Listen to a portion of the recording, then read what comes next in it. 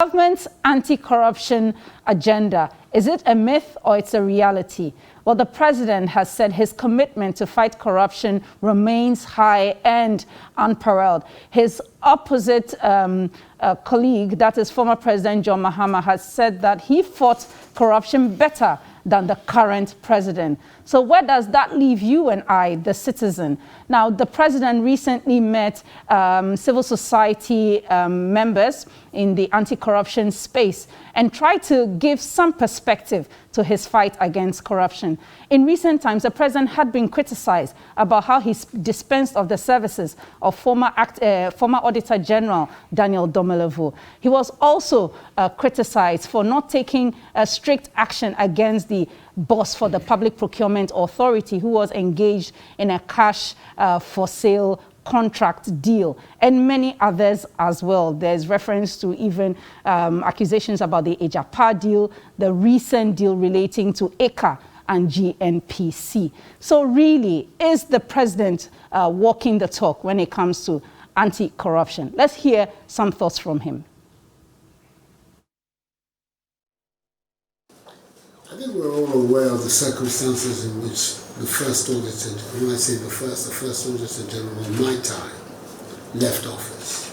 It seemed to presage some disputation between him and my government, between him and myself, and somebody had to act in his place. I felt that it was important that that person should be given sufficient time to develop the confidence of the population, rather than to rush to an appointment which could also have given the impression that that is the reason why we acted against the first Auditor General, to remove him from office and plant somebody perhaps more pliant or more accessible. I believe the one who succeeded him, who came to succeed him by natural order, in the hierarchy there, has not demonstrated sufficient quality, independence of view. For instance, he's responsible for something that is unheard of in our history, the 12 statutory reports that have to be compiled and placed before Parliament in the year of Parliament. This is the first time it has ever been done. Even the much touted Auditor General before never managed to do it. This one has done it. I think that on the basis of the work that he has done and the independence with which he's gone about his work, if today efforts are made to confirm him, which I believe should be done, that confirmation process will gather more public support than if it had been rushed immediately after the unfortunate exit of the first. As I say, the circumstances in which the first Auditor General left, to some extent, constrained me in the manner in which I responded to his successor. But yes, do I understand that in fact the process has begun? It has begun? Yes. What is it? Is recommended? And is it going to go to the Council of State? Yeah. So all those processes are already in there. But to put it in its context, yes, I agree. And that's the president just speaking this week. Our guest this morning, Dr. Yao Graham, coordinator of the Third World Network, one of the foremost pioneers in civil society in reference to extractives and the environment. Dr. Kojo Asante, Director, Policy Engagement and Advocacy at CDD, Ghana. Eduji Tamaklo, NDC's legal team, and Kamaldeen Abdullahi, MPP, Deputy Communications Director. I'll turn first to Dr. Yao Graham. Thanks very much, Dr. Graham, for joining us. And it's not often we get to speak with you, so glad to really have you on the program. So the current Akufo-Addo administration has seen a number of issues, the most recent one being the ECA GNPC saga. We've seen the procurement issues relating to Sputnik V, where the Deputy Health Minister violated procurement laws. We've had the PPA boss who has not been prosecuted for engaging in a cash for sale contract deal. Meanwhile, we are now seeing prosecutions for Collins Dowda et al. We've seen how Mr. Domlevo left office, and also excavators that got lost under a special purpose vehicle when the Galamsey fight was at its height sometime in 2020. And then there's been the thought of gagging of individuals who've been critical of the government. What are your thoughts about whether the president is walking his talk? Yeah, good morning, Jifa, and the colleagues on the panel who I can't see because I'm on Zoom, and also good morning to your listeners and viewers. I think clearly the perception in society, and not only among a few civil society organizations, about whether the government is doing a good job on corruption or not, has to be seen with a wider lens beyond what is in the Auditor General's report, because people experience government at so many levels, at the district level, and also all the way to the national, and also in different spheres of their lives, whether it's in public procurement, how people get hired for the public service, which businesses are favored, even which neighborhoods get allocation of money from public investment. So I think it's in the totality of people's experiences really that people express a view about whether there's patronage and corruption in government or not. Secondly, I think most citizens are not interested really in a comparative discussion of corruption.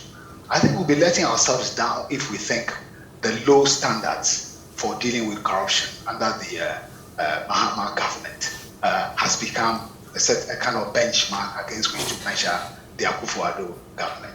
I mean, egregious corruption by anybody, I think, is worthy of being criticized and being challenged. So on that basis, I mean, the public have set a standard of expectation of their leaders. And clearly, in terms of how people are expressing themselves about the corruption, the president is right when he talks about about budgetary allocations and so on and so forth. But at the same time, there are some signal things which point to him being rather thin-skinned, and reacting in ways which are a bit over the top. Take, for example, the attack on Professor Jimabwe.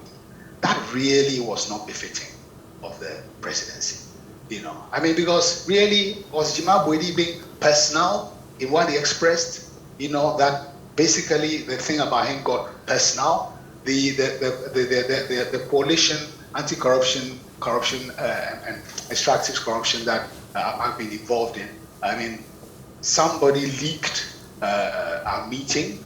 That person must have been put up to it because we're deemed to be critics of the government. And, an article with the same import, same headline was splashed across pro-government publications claiming that we were engaged in an anti-Ghana, exercise. Anti-Ghana, really? That a ruling government becomes the country and the rest of us who are not part of it, are not part of the country?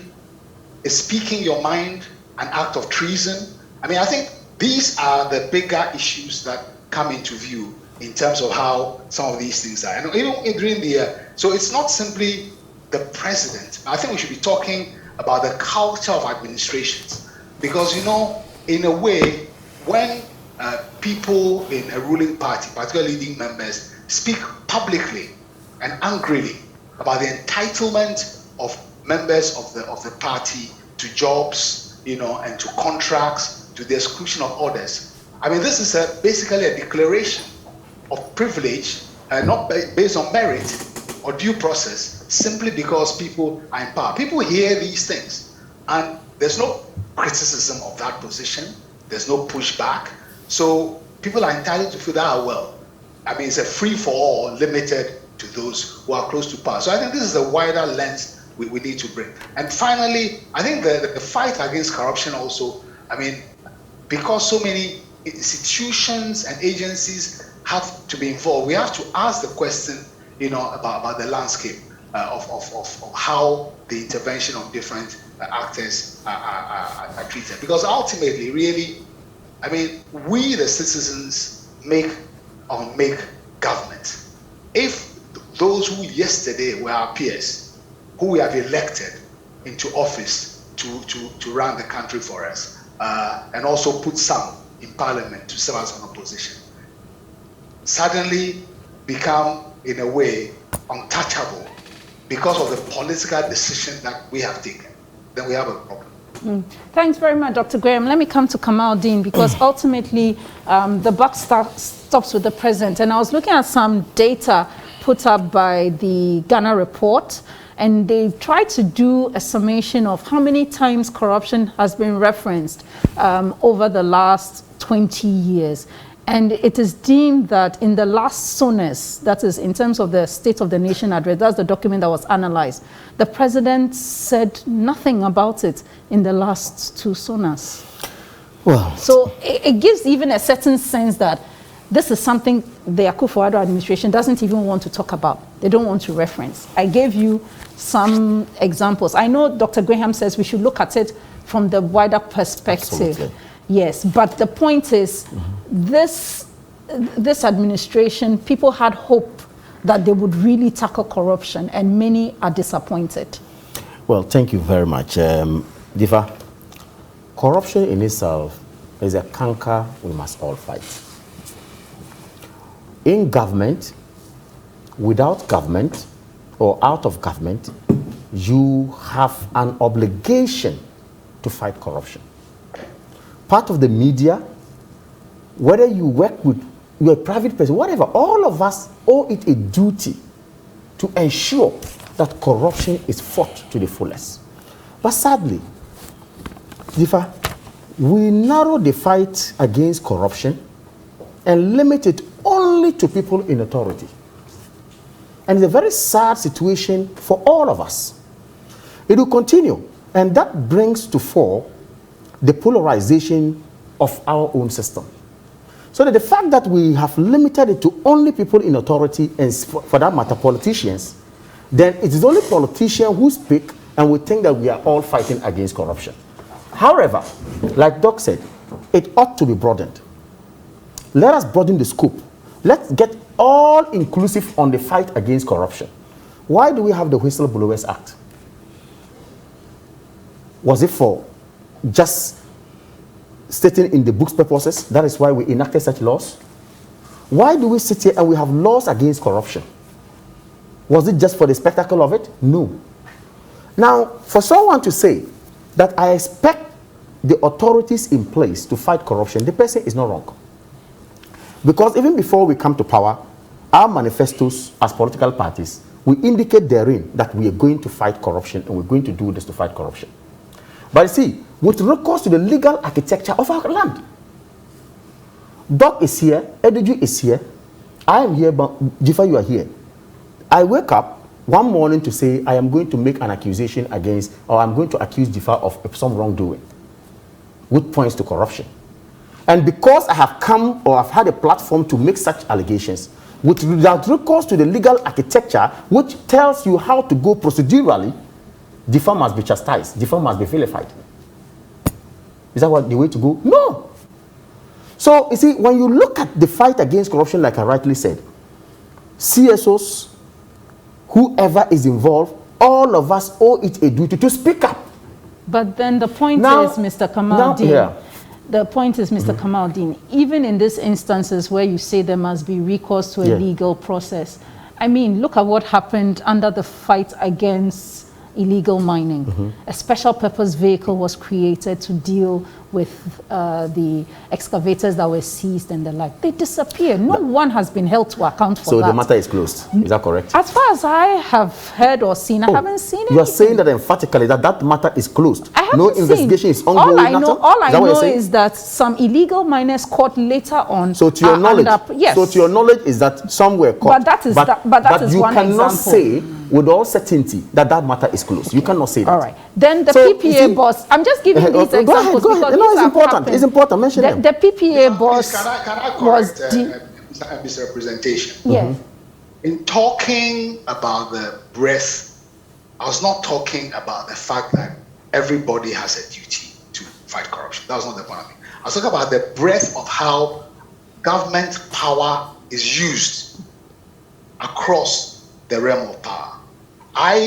Contrary to what Kamal was saying, I believe that the reason why people are focused on government, because government controls our collective resources and has been invested with power from the national to the local government level across sectors to manage those resources for the benefits of all of us. So I think it's important to underline that my point is that the focus on government and corruption is correct.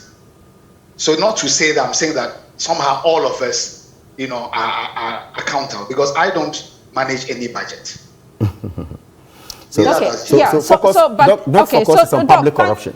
Doc, thanks for bringing us to that perspective, because the reality is that these examples are given, they are not perceived. Yeah. It's not a case of someone sleeping and waking up and wanting to accuse another person. We are not seeing the kind of actions that give confidence that the president and his administration are walking the talk. The Attorney General is prosecuting Collins Dowda. Very well. But yet the PPA boss, Mr. J, is not in the wings. And I've asked a simple question again. We are all aware that the PPA boss matter was referred to the special prosecutor. Is that correct? Supposed to have been, okay, I think it's supposed to be on investigation as we speak right now. Then I ask you a simple question: whether the matters you have raised have been brought to an end, case closed, finish. As far as I know, Mr. Charles Bisu is still going about his normal duties. And of course, that does not mean that investigation. Why? Even within our legal balance, why people commit crimes to the extent that even those days we were still that in court you don't even have bail for murder cases. Today, somebody went to Supreme Court and then made sure that a judgment was secured to say that every single crime in this country is bailable. Is that not so? So the point that Bisu is working out does not mean that the matter under investigation has been brought to an end. That's not what it means. And you see, crime is not an expiry, it's not ideal milk where you can have expiry date on it. You know that. So the point I want to make is, let us not create an impression out there that if A, B, C, D has been done, because I want to just see the person put into prison without recourse to Article 19, which gives you procedure and declares each and every one innocent until proven guilty, then let us chastise and let us go out there and then finish the people and move on. Yes, I'll be happy to see pragmatic steps taken, concrete steps taken towards the fight against corruption, because it is a bigger problem for all of us. And I'll be very happy about it. The rhetorics within that area must be avoided completely. That I agree. You get what I mean? But the point is, in that same vein, we do not sit down to say that, look, the fact that A has happened and B has happened, for that matter, holistically, let us chastise the government of Nana Addo Dankwa Akufo-Addo, and then go sit down. Why? Yesterday, John Dramani Mahama was the president. Before him, there were other presidents. We are building a nation and coming forward. CSOs are out there and they are talking, and it's good. Media is out there and they're supposed to be the fourth estate of the realm and of course keep us in check, and it's good. Other institutions that are supposed to be built to help us get the fight of corruption put on the banner is also good. Like for example, the SP. If we have gone through all this, gradually we're moving. But you see, we cannot throw our hands in despair. And then of course, out of the blue, say, because this has happened, oh, it means that we cannot fight corruption. I think that is a very bad. I don't think it's a case of we cannot fight corruption. No, we are fighting it. The perception is that there is no political will in this current administration to fight corruption. Let me bring in Dr. There will not be political will when we sit down and say that, look, let's put in place institutions that will make corruption a high risk, if you like, adventure to all of us. Then we do that, we go to Parliament, we put them together, and then we ensure that matters are referred to them and investigated. What we ought to be doing now is to push such institutions to ensure that if a matter is brought before you, expedite action on them. Okay, so I'll hold you there. Dr. Asante, I know that at the time that Mr. Domelevo was pushed out of office. You were quite vocal about that. Kamaldeen talks about having systems in place and having the organizations do what they're supposed to do. So yes, we have the Office of the Special Prosecutor, you have the Attorney General's Office, you have SHRAJ, for instance, and all of that. I mean, are we just picking at the surface, or this is really just about political will? Thank you, and good morning to everybody, to your viewers. First of all, let me just reiterate something that for me, corruption is an existential threat to our democracy, our very young democracy, to our institutions. And there's a lot of things that have happened in the last couple of years that has even weakened the structures for fighting corruption. And you know, I sometimes, I shouldn't say I struggle. I can understand where political actors come from when you are in power, you see things differently. But if we don't tackle corruption, we really risk a lot of things, and things that people have fought for many years to sort of restore this democracy and try to build institutions that would deliver on the development process, for the welfare of many Ghanaians. So it's the kind of reason why we get agitated, and we speak, with passion about corruption. The a number of disagreements I have. Let me say I, because I think I have with the president, and I've had the opportunity at least twice to sit across the table and discuss these issues. And I think we have some fundamental disagreements about how he perceives issues of corruption. One of them, and if you read the president's defense of his commitment to the anti-corruption fight, it's around a couple of issues: investment in the institutions, investigative bodies, prosecutorial bodies, and so on. The very same things that Kamal is referring to. He's talked about how he's resourced the Auditor General, resourced the Attorney General, SHRAJ, and others, and so on. He talked about savings that were made through the procurement, some reforms around the procurement processes. He's talked about the need to follow due process and so on. And every time, and this is the same defense that he has made since he made that statement. I think I was a Ghana Bar Association. Yeah, Ghana Bar Association. After the ABAJ matter. Right. And I think that it's not enough. The Chakra Dineva base. It's not enough, because you see, the outcomes don't match the investment.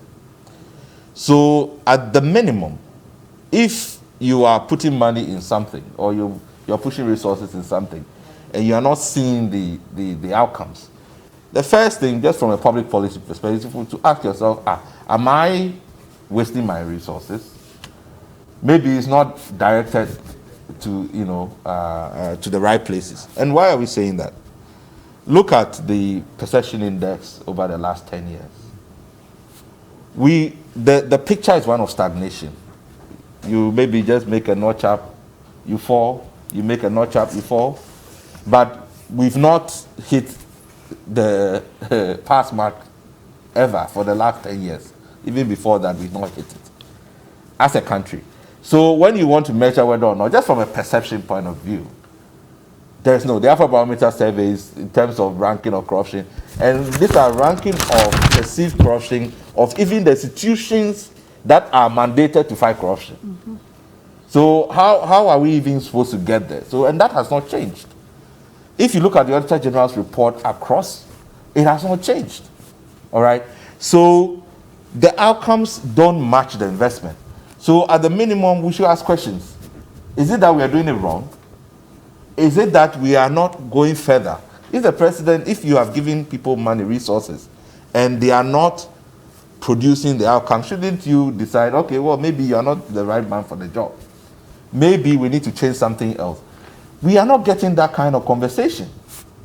Because if at the end of Nana Akufo-Addo's government, he says, my achievement is that I resourced the anti-corruption institutions, and yet every indices tells us that our corruption fight is stagnated, what's the legacy? So for me, that is where I have a problem with the president. The second is that every time we had discussions around corruption, the where I sit, the perception I get from, or what I perceive from hearing the president is that unless you are caught with money, stuffing money in your pocket, in the eyes of the president, that's not corruption. You are not corrupt. No, I think if you are not caught categorically where you are taken through a process, he cannot take any action without proof. Not necessarily. When I'm making this is a specific point I'm making about it, that he draws a line between ethical conduct and corruption. He doesn't see certain types of behavior as corrupt behavior, right? Because for him, personal gain is important. So if you have not gotten personal gain out of a process, then he doesn't see that as a. And for example, the health minister debate that we have been having, for instance, right? Clear breaches of procurement rules. You go to the Public Procurement Authority Act. Look at the Financial Management Act. There's nobody. I mean, it's been established for whatever, all the breaches, but you can't establish a personal gain, and so the person has not basically. It's not corrupt behavior, right? But it doesn't. The point is that we, even for causing financial loss in this country, right? When we prosecute people for causing, a lot of the charges is really are taking decisions without board approval, all of that. We removed Charlotte Osei on procurement breaches. No personal gain was established. And it's for a reason. Because the starting point of corrupt behavior is conflict of interest, nepotism, influence peddling, and then if you're able to establish something in terms of whether the person, like in the ABNJ's case, for instance, where there's clear evidence that he has profited from his transactions, and we are yet to see, any action taken on that, right?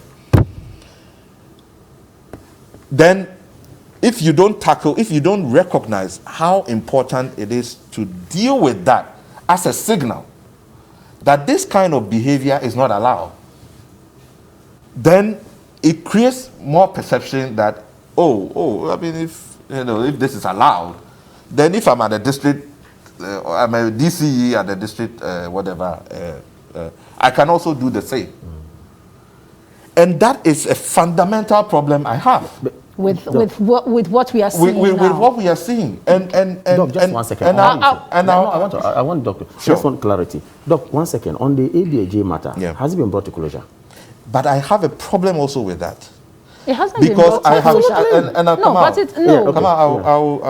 one of the projects that we support is the Corruption Watch. Yeah. Since 2017, even cases that were pending before that, the A.B. Cransell case in the Standard Authority, that case was worked on even before the MPP came into power. From that time, Yoko has investigated that case forever. It's still investigating. It's still investigating. To the point that the Auditor General has gone back, to cite that issue, And you have many cases where it never is brought to a closure. Okay. The reason why Corruption Watch was actually brought was because if you take, we never close cases. It was a way to kind of track and follow the cases. Because we never close cases. And this has been the culture. So everywhere you go, we are investigating. But that is part of that. If you want to fight corruption, you have to even close. that, absolutely, there has to be some targets. Okay. Edudzi, I'll come to you, but I just want to pick Dr. Graham's thoughts on some interesting things that Dr. Asante has raised. It seems our systems have suffered some weakness. then there seems to be this dichotomy between what is ethical conduct and what is, corruption. There seems to be a lack of fairness, though, and that then also has created a certain free-for-all. Do you think that may be the case? I mean, in general, because of the culture around power, that when you have power, it gives you a certain freedom, to engage in acts of patronage and allocation of resources. You may not benefit directly, as could you explain, but you create a culture where basically you are using power, in ways which are inappropriate. Because this is a corruption thing. He makes an important point about it's not necessarily about personal gain. So let me take some examples about how, when it comes to, let's say, even decisions about where public resources will be spent. You go to certain parts of Accra, neighborhoods where some people in power live. Those things, they are better roads than people on the next street. Okay. Now that decision may not have been taken by the beneficiaries, but it's an example. People, you find those kinds of things when it comes to employment. Certain people are favored. The due process, open access of all citizens. It is generally known that all those things have been compromised. So I think it's important, and also the ethical part of the symbolism. Therefore, what is okay to do when in power becomes kind of institutionalized. And I think the thing about, therefore, even the decision what to bring to closure in terms of prosecution and the method of also closure. When you ask for somebody to resign, and people say, no, this is not a resigning issue.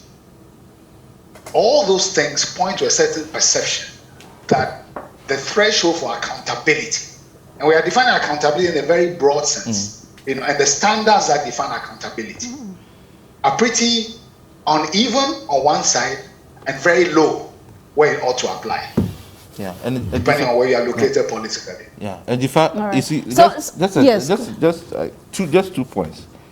Every case that I have looked at starts with conflict of interest, nepotism, influence peddling, all the things that you basically say are just ethical behavior.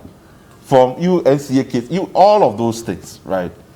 But the thing about personal gain and within a broader accountability spectrum is that people think personal gain is only about you. You benefit personally. No. If you are doing it because you want to favor a third party, it's not coming to you directly. There's a gain anyway. There's a gain. Because your whatever that third party provides you, and it could be just family, emotional, satisfaction that you have helped the family.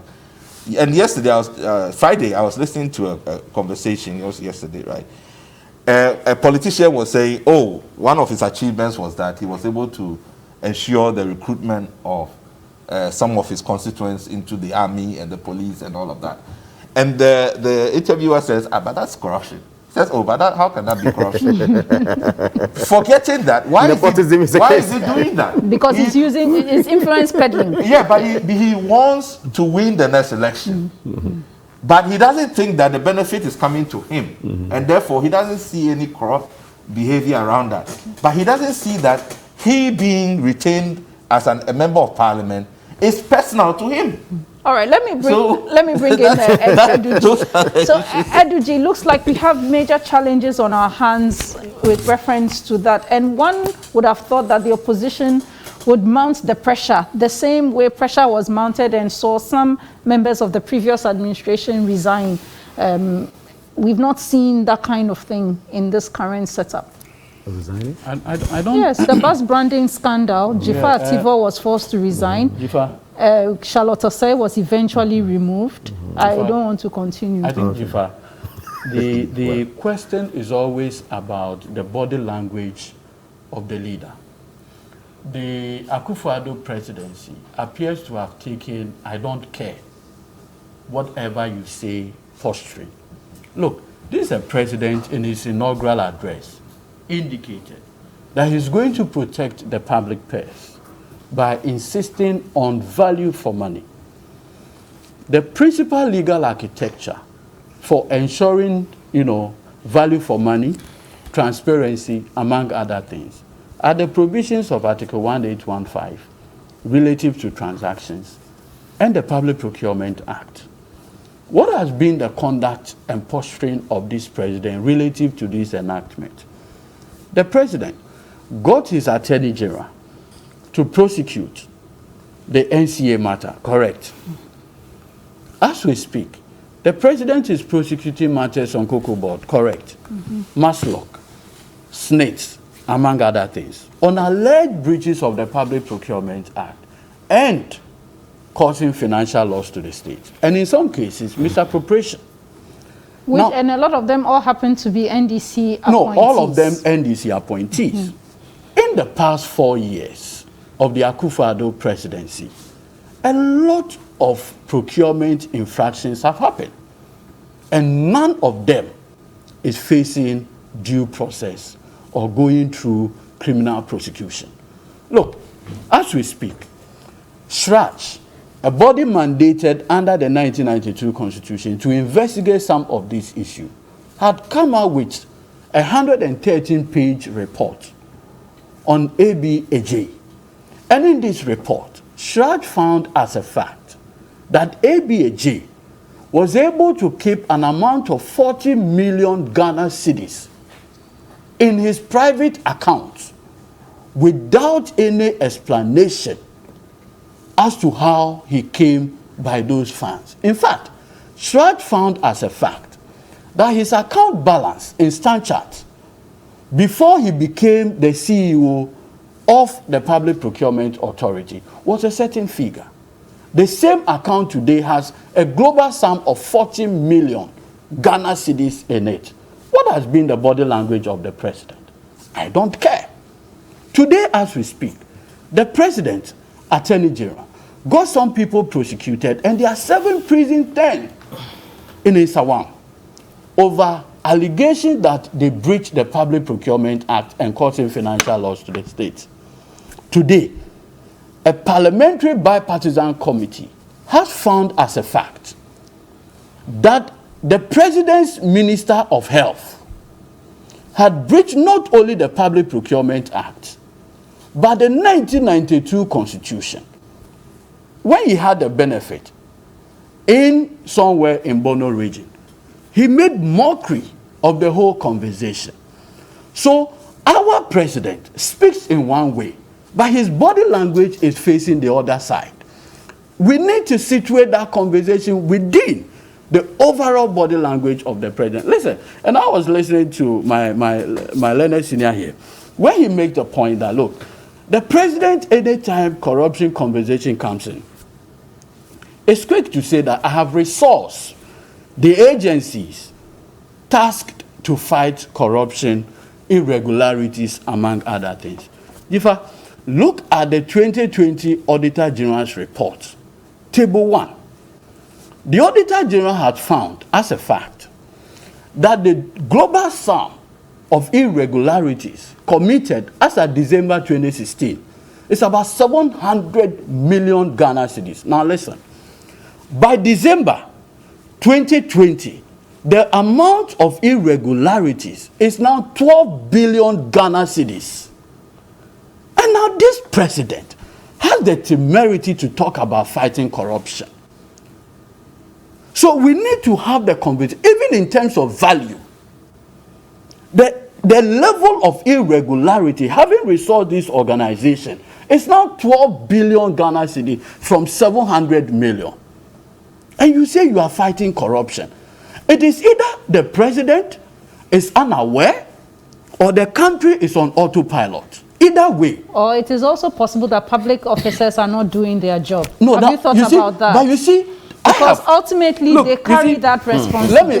Let me give you a classic example. So whether public 30 seconds, then we'll take whether a break. public officers are in fact doing this. Look, when the president in the famous Sputnik V conversation, when it came up, the president had an opportunity to say that I, Akufo-Addo, having gotten my attorney general to prosecute and put people in prison for breaching the Procurement Act, if there's evidence that my minister had breached the Procurement Act, what did the president do? He rather made it a laughing matter. Now, so if you have a president... Keep repeating yourself. I don't know, but... If you have a president whose body language suggests that he's not willing, classic example, Dom Levo. I mean, you've given my co-panelist some time. I was going to come back to you. But look at Dom Levo's scenario, right? He is the Auditor General. Under very bizarre circumstances, he's been made to go home because we are told he's 60 years, right? Then the president, who can ask someone to go on retirement because he's 60, has just appointed a 77-year-old man as the executive director of Yoko. Oh, I think he's left now. No, I think the current Mr. Dapa, he was just appointed less than a month. Okay. It was a Dupo. One is different. Yeah. He just appointed Mr. Dapa, a respected lawyer, 77 years old, as the now executive director of Yoko. Where is the principle? Okay, I'll hold you there. Thank you very much. That's Eduji Tamaklo there, and we're still here with our guests, Dr. Kojo Asante, Kamal Dean Abdullahi, as well as Dr. Yao Graham. We take a quick break, and we'll be right back.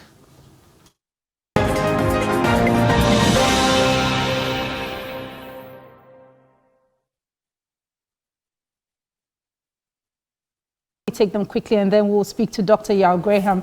This one from Benjamin says, fighting corruption under the Akufo-Addo government is a partisan parochial pursuit rather than the real corruption cancer that has bedeviled our economy. His fight has been to act to suit his team. This president has disappointed us. This one from Abdul in Agona Nyakrom says, I don't think this current government is ready to fight this canker because everything indicates that government has already lost the fight. If government means business, then the Akufo-Addo administration should start with the prosecution of their own appointees who themselves have engaged in corrupt practices. And a final one from Koshi, the leadership style is the most important element in fighting corruption. If subordinates can sense a radiance of abhorrence for corruption around leadership, they will be quickly whipped in line. No amount of policing can prevent corruption. The most effective antidote to corruption is a construct of a culture against it. Dr. Graham, I'll come to you and I'll take these as your final points. The Akufo-Addo government has 3 years left of its mandate because really the year will soon be over. Is there an opportunity to turn things around quickly? I mean, three years is a long time for a government to build, a legacy. So it can, but the discussion that we are having points to both limitations of his construction of what amounts to corruption, to his understanding of the processes of fighting corruption. You see, because I mean, the thing about resourcing institutions and so on, I mean, that is all very true. But from what has been said by people not only on this program but elsewhere, I mean, what a leader does is important. Because if you take the view that these things are delegated to certain institutions to do, it's bureaucratic, it's legalistic, and I mean, if you take an example, President Mills had a reputation as a personally clean person and so on and so forth.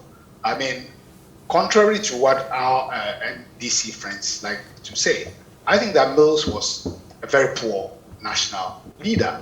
And even as he had this posture all around him, many things were going wrong, and ultimately he had to be accountable. You come back to President Akufo-Addo. You have a situation where if there is a consensus in a ruling group about, as it were, what the benefits and perquisites of power, whether it is to get people from your hometown taken into the military, whether it's to build the roads in your village, whether it is to divert business from particular private sector actors to businesses concerned with you. There are many things that become a perception of what is okay to do. Because there's a point made about, for example, public servants not doing their work. The morale of the public service has been broken by years of political bullying and also basically victimization and illegal acts which have kept people afraid to do things. I mean, I've heard stories where people have tried to recruit and processes are finished and they get a call from somebody higher up, said add these people to the list. So and they are not qualified. They didn't go through the process. So all these things are tolerated on a day-to-day basis, away from maybe the high-profile procurement thing, which in a way confirm for the public that actually what we perceive in our day-to-day lives, where I apply for a job and I discover that actually the process closed off even whilst I was applying because some people came through a side door. People add all these things up and feel that regimes, the government says one thing, the president pronounced one thing, but the day-to-day functioning of how power is used is completely contrary.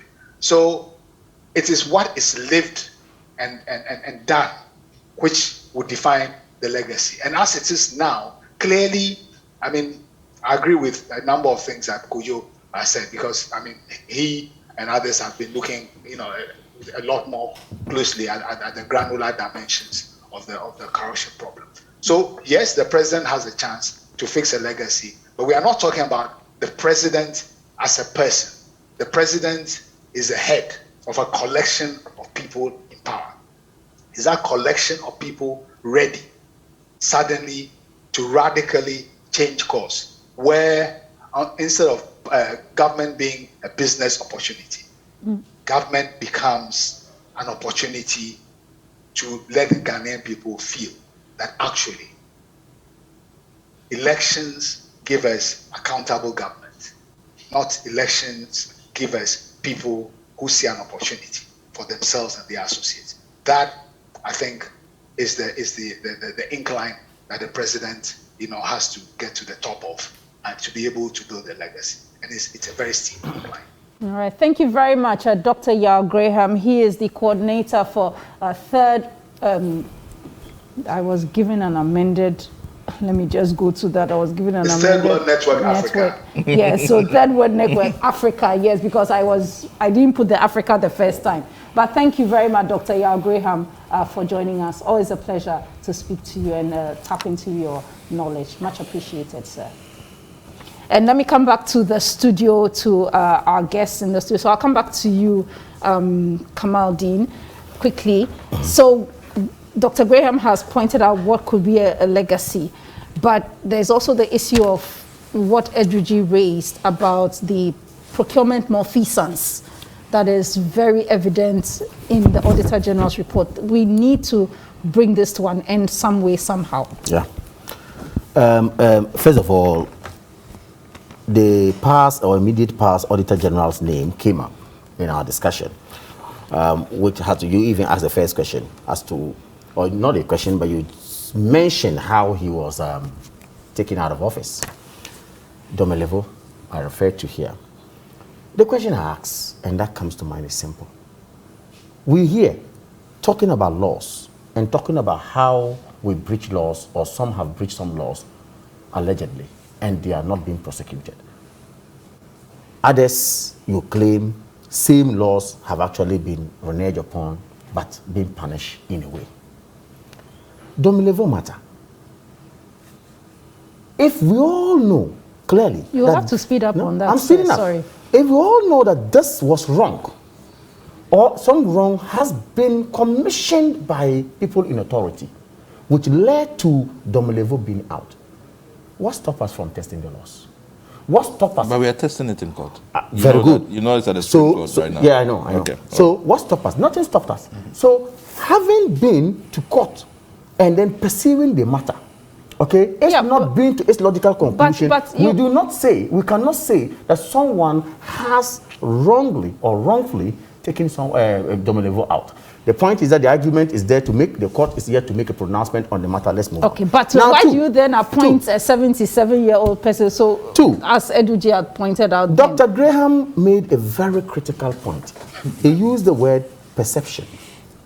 He says all these discussions we are having hinges on perception, which is a very strong word in the corruption balance. That we all know that, yes, when you come out to say there's some corruption out there, you perceive to say there's corruption. Okay? Then, of course, you have to prove it and back same with the evidence that it demands for measures to be taken, as it were. My good brother, Eduji, says it's about leadership. And it stops with the president. But examples have been given. Those are not perception, Mr. Abdullahi. Oh. Those are not perception. I beg your pardon, sir. Corruption, discussion of corruption, trust me. Yeah, but I'm saying that the examples given are not perception. They are real. They've happened. We've seen it. We've experienced it. He says leadership is a problem and that the president of the republic has not shown leadership. Maybe yesterday, John Dramani Mahama showed leadership. Clearly. Let's focus on the current administration. We will focus on John Dramani Mahama. No, equally, sir. we will focus on John He's Dramani not Mahama. in office anymore. You've forgotten of. Yes, Eduji. You see, I like the discussion of Doc. When Doc says, look, nepotism is part of corruption. You may not have gained directly, but maybe a third party gained. Essentially, there was a gain. Point I want to make. The Daniel Batendam, late Daniel Batendam, may he rest in peace. And the Ford gift or Ford bribe saga. You remember that?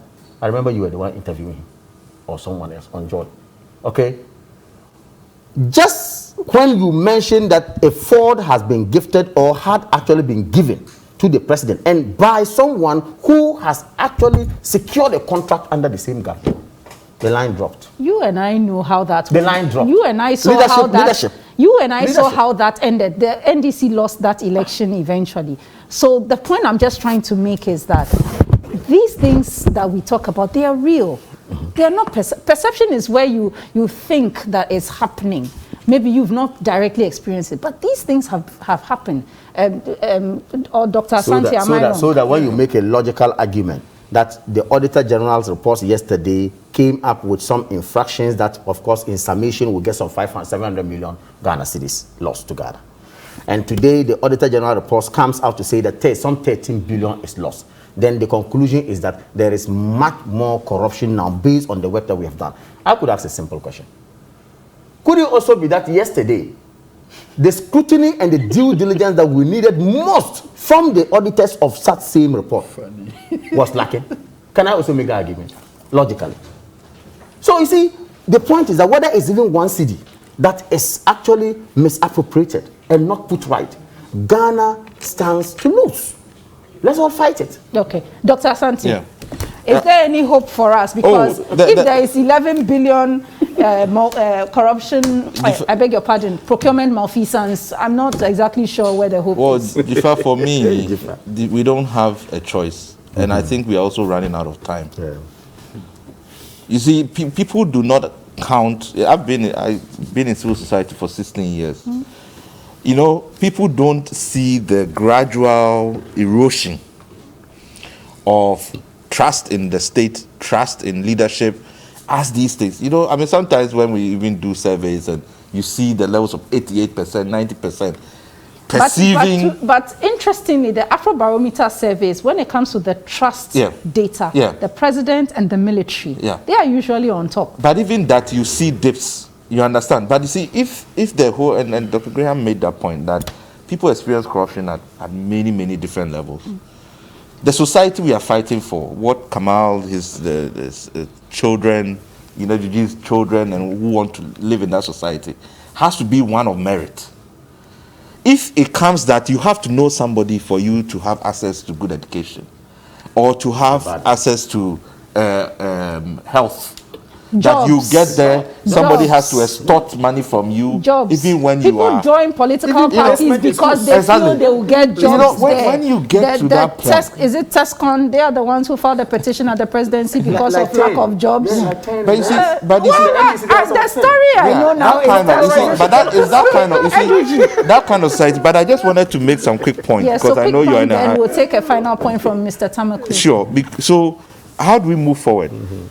You know, the issue about ethics for me is important, and the code of conduct for public office holders, which comes to Parliament and disappears, we have to return because you see, because it has been over a decade. Every time it comes to Parliament, you know, run out, and then we have to start all over again. If we can codify it, it helps, so that people know that this is also against the law, and that will help.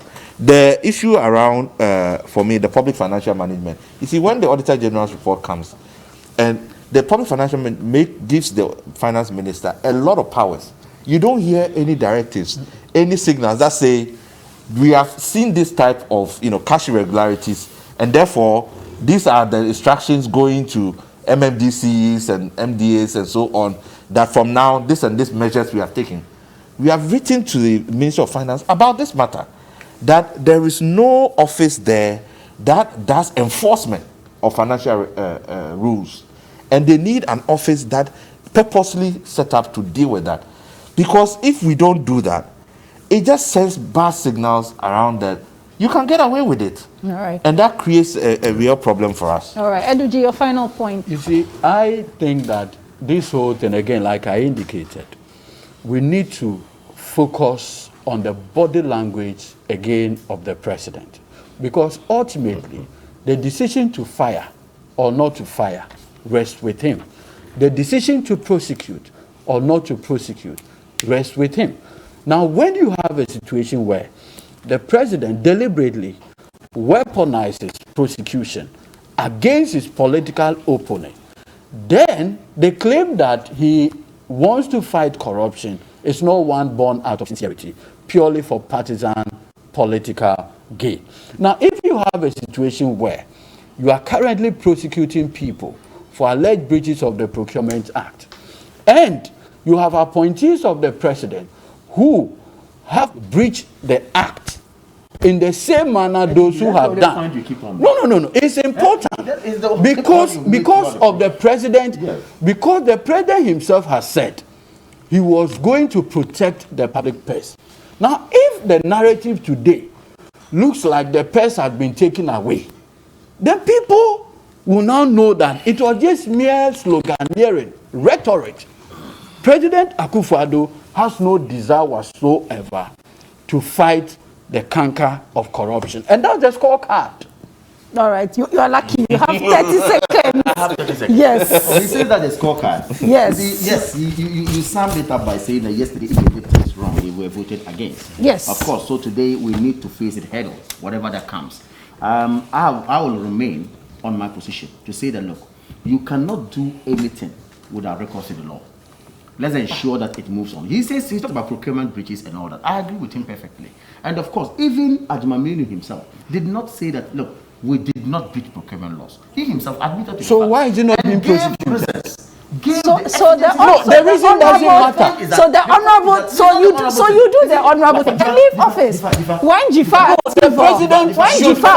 backdated the bus branding contract, she eventually left office. Charlotte Osei was taken on. She was Situations are exited. quite different. No, sir, it's the it is same not. breaches of the Procurement Act. Sir, no, I am it not is saying not. there's no breach of the law. There is. No, Clearly. look, an But I'm saying independent, that- listen, no, look, an independent constitutional body Diva. like EC, each chairperson that has security of tenure Edigi. can be removed on the sole basis of You have breaches of the made- Procurement you have Act made as a by lawyer, President Edigi, I'm saying Akufo-Addo. that. Listen, It does not lie Edigi, in I'm your saying mouth, that in the face of you evidence, have made as a lawyer to continue. moral arguments severally. It is not a question of You have- morality. Okay, so, It's not a question of morality. gentlemen, I'll bring that It's to not a an question. end. So why did you remove Charlotte Osei? I am- Thank you very much, gentlemen.